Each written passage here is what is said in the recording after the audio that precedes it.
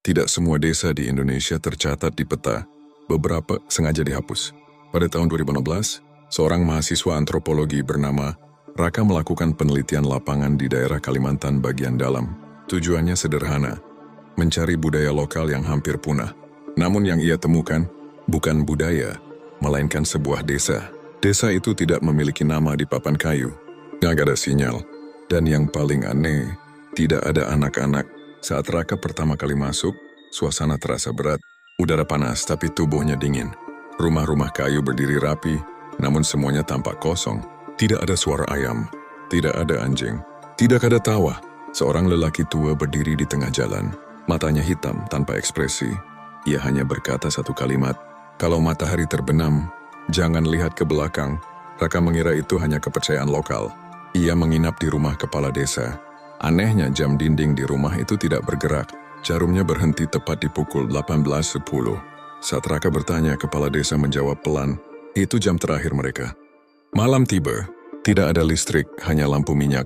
Namun tepat setelah matahari tenggelam, Raka mendengar suara langkah kaki. Banyak sekali, seperti orang berjalan mengelilingi rumah. Ia mengintip dari celah jendela. Di luar, seluruh warga desa berdiri diam, menghadap ke rumah. Tanpa berkedip, wajah mereka pucat, mulut mereka tersenyum terlalu lebar.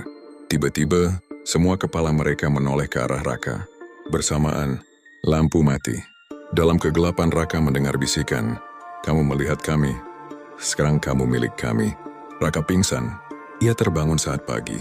Desa tampak normal. Warga tersenyum ramah, seolah tidak terjadi apa-apa. Namun Raka menyadari satu hal, jejak kaki mengelilingi rumah masih ada. Saat ia bertanya ke kepala desa tentang malam itu, wajah lelaki itu berubah. Ia berkata dengan suara gemetar, "Desa ini pernah terbakar 20 tahun lalu. Semua mati, kecuali satu orang." "Siapa?" tanya Raka. Kepala desa menunjuk ke arah Raka. Raka tertawa mengira itu lelucon. Namun saat ia melihat cermin, bayangannya tidak bergerak. Bayangannya tersenyum sendiri. Sejak saat itu Raka merasa diikuti. Kamera yang ia bawa penuh foto-foto aneh. Wajah warga desa muncul di foto meski tidak ada orang saat dipotret. Saat Raka mencoba pergi jalan keluar desa, hilang. Hutan berputar-putar, seolah desa itu berpindah tempat. Malam ketiga, kepala desa datang. "Waktumu sudah habis," katanya. Raka berteriak dan lari. Ia menutup mata dan membaca doa sekuat tenaga. Ketika ia membuka mata, ia berada di rumah sakit. Tim SAR menemukannya sendirian di hutan.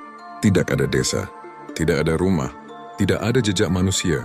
Namun saat Raka membuka tasnya, ada satu benda yang tidak pernah ia bawa. Papan kayu